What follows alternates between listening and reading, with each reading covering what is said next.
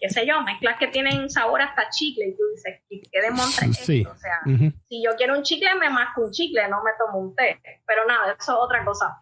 Entonces, después que acabo ese curso, pues comienzo a crear mis propias mezclas, saco la marca, y en ese trayecto, pues también estudio sommelier de té, que ya ese era un grado universitario por la Universidad Abierta Interamericana de Argentina, de Rosario.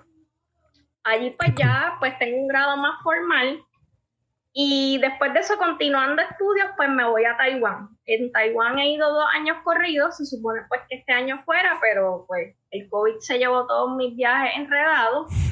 Todos nuestros viajes. Sí, todos. Lamentablemente. Muchas cosas más.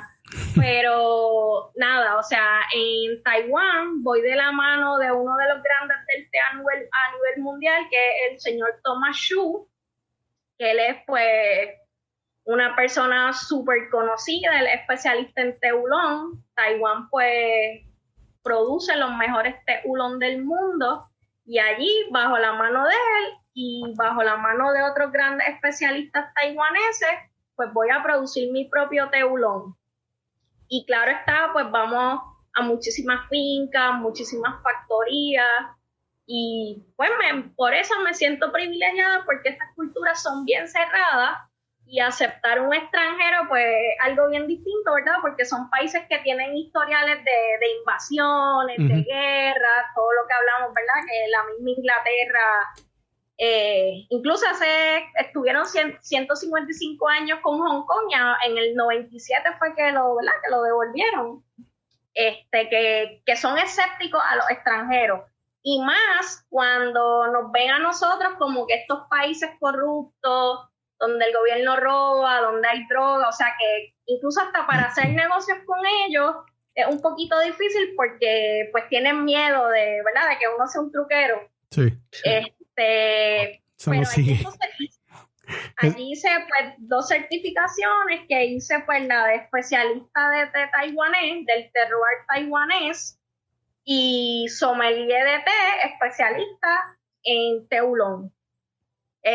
Tienen otros nombres, pero algo así es, o sea, el título es otro. ¿Cuál es la descripción de té oolong? ¿Qué es eso? ¿Un tipo de mezcla específica? Eso es una variedad de té, viene de la Camellia sinensis, pero es un té semioxidado. Okay. La oxidación, pues, por ejemplo, en el oolong hay distintos tipos de oolong. Es conocido también como té azul, pero eso es una subgama que realmente es un té costosísimo, que acá a América no llega. Yo tengo el negocio, pero es bien poquito, y claro está, pues la gente no está dispuesta a pagar cientos de dólares por una oncita de un té.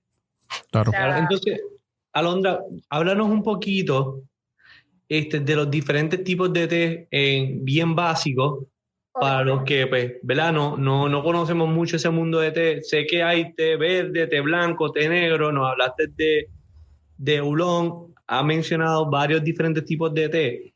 ¿Qué podemos esperar cuando vamos a un negocio donde hay té, o vamos a tu negocio y tienes diferentes nombres de tés, ¿verdad? O diferentes marcas, o diferentes estilos, diferentes mezclas? ¿Qué podemos esperar? ¿Qué significa todo esto? Mira, hay 5 variedades principales de té. Está el té blanco, té verde, té oolong, té negro y el té fermentado, que por lo general es una denominación de origen. ¿Cuál es la diferencia entre estos 5 tipos de té y las tisanas?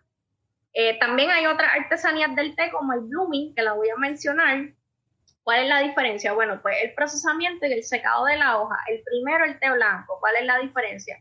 Pues el té blanco se cosecha, solamente va a ser el cogollo. Cuando digo cogollo, es la hoja bebé, la hoja que está comenzando a abrir, que es la más que va a tener los antioxidantes. Por eso el té blanco es el más que tiene antioxidantes, más que el té verde y más que cualquier otro tipo de té.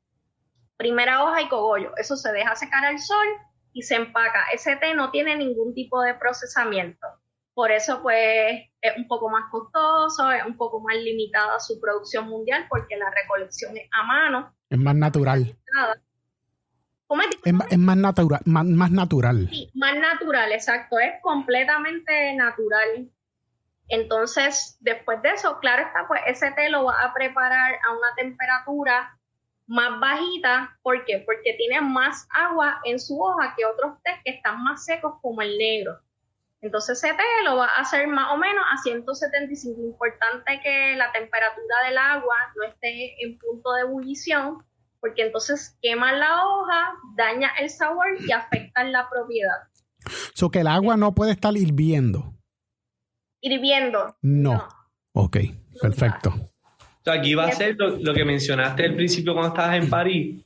Cada vez que tengamos un estilo de té diferente, tiene diferentes temperaturas y vamos a encontrar diferentes sabores. Si la sobrequemamos, vamos a tener unos sabores astringentes, van a tener amargos. unos sabores desplacenteros, porque el té, al volverse tánico, con muchos taninos, es como el vino, que te tomas un vino seco y te seca la lengua, te seca la saliva. Y eso mismo pasa cuando el té es bien astringente.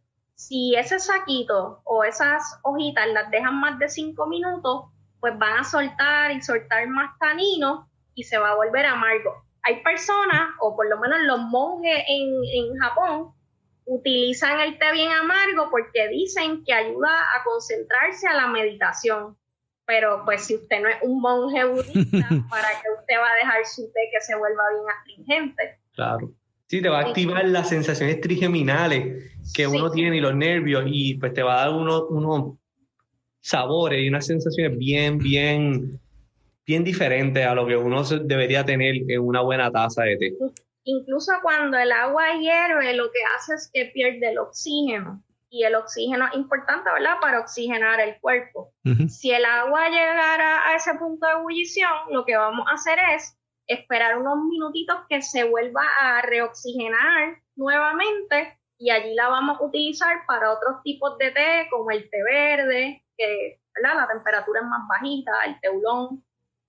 Ok, ya les hablé del té blanco, el verde. El verde es un té que también, al igual que el blanco, no es procesado. Okay. Ese té pues ya vendría siendo segunda, tercera hoja. Se recolecta a mano o mecánicamente, dependiendo el país y dependiendo el productor. Se deja secar, ¿verdad?, al sol. No secar, básicamente es bajar el nivel de humedad para que la hoja se vuelva más moldeable y más manejable. Okay. Si es en el Japón, el proceso, el primer golpe de calor que se le da a esa hoja para parar la oxidación es al vapor steam, que por eso los tés japoneses pues saben más a algas, saben más a esas notas saladas, a mar, a vegetales crudos. Pero si es en la China, o sea, el método que utilizan en China es un wok. En wok se saltean las hojas, allí se para ese proceso de oxidación, por lo cual esos tés chinos verdes por lo general tienen sabores más tostados, más a nueces, pero pues ya esto es cuestión de gusto, si a usted le gustan esos sabores más tostados o le gustan los sabores más vegetales. Y también para el maridaje, si usted por ejemplo le gusta el sushi o le gusta el pescado crudo, que a veces nos deja la boca llena de grasitud, pues usted se toma un té de estos que es bastante vegetal y le va a limpiar ese paladar, ¿ok? Que por ejemplo en restaurantes japoneses pues es chévere maridar esa gastronomía con té verdes japoneses. Me encanta. ¿Y alguna razón por la cual el té verde fue el más que se ha popularizado? Cuando uno dice y uno va a comprar algún té, casi siempre es té verde. ¿Hay alguna razón? Bueno, incluso ahora cada año creo que se producen 2.7 millones de toneladas más de té verde. ¿Por qué? Porque hay más demanda. Porque la gente lo busca por estas propiedades que a veces son la asocian con milagros, o sea, una bebida milagrosa. Y entonces, ¿qué pasa? Todos queremos ser jóvenes, todos queremos ser flacos, bellos, lindos. Y pues claro, o sea, queremos ser lindos, o sea que tenemos que tomar té verde. Pero también puede ser un tipo de mercadeo, porque cuando el único restaurante que a mí me ofrece té verde, obvio, es cuando voy a algún restaurante japonés. yo no me acuerdo haber ido a algún otro restaurante que me ofrezcan té. No sé si sea yo no sé si tú tienes alguno, pero cuando yo voy a comer algún restaurante japonés y hace todo el sentido, me ofrecen té verde, pero me lo ofrecen también. Sí, es algo totalmente cultural. Por lo menos aquí en Puerto Rico es algo súper cultural. Siempre te ofrecen café. Sí. O quizás te ofrezcan algún cordial que ya pues tiene otras connotaciones diferentes de otros países, pero es bien curioso que algo que puede maridar mejor, que puede sentar mejor, que puede combinar mucho mejor y aumentar al final la experiencia gastronómica completa, todavía no ha llegado a nuestro menú. Uh-huh.